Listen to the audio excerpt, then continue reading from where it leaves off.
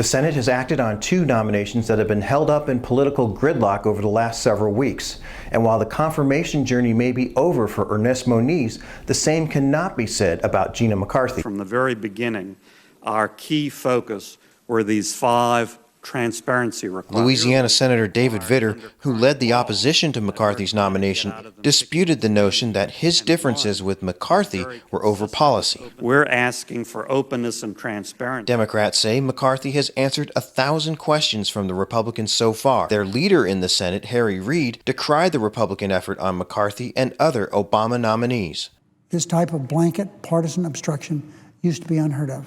Now it's become really, I guess, the pattern the Republicans have adopted.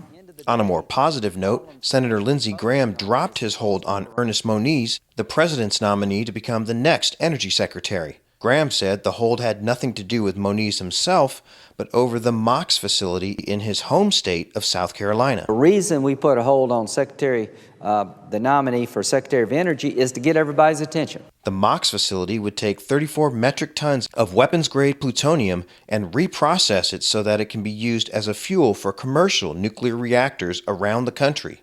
It's part of an agreement the U.S. signed with Russia back in the year 2000. But the project has had its problems. It's about $2 billion over cost. The project is near South Carolina's border with Georgia, and many Georgians work at the facility.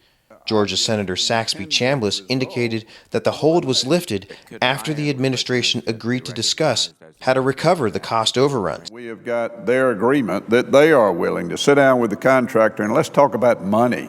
That's what the real issue is. Moniz was eventually confirmed by the full Senate, 97-0. McCarthy's nomination faces a more difficult path. Vitter said he would support her on the Senate floor if she answers all of his questions to his satisfaction.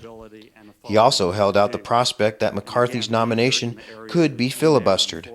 However, Reid made it clear he would have something to say about that. I assure everyone that Ms. McCarthy will have her day in the Senate. But Senator Roy Blunt of Missouri has placed a hold on McCarthy's nomination until he gets an update about the St. John's Bayou New Madrid floodway project in southeast Missouri. The project is stalled because the EPA, the Army Corps of Engineers, and the Fish and Wildlife Service can't agree on the environmental impact of the site. Blunt's hold on McCarthy's nomination remains in effect for now, and it remains to be seen whether or not McCarthy will try to answer the outstanding Republican questions, or if Senate Democrats might try procedural changes on the Senate floor that would enable McCarthy to be approved on a simple majority vote rather than the 60-vote threshold.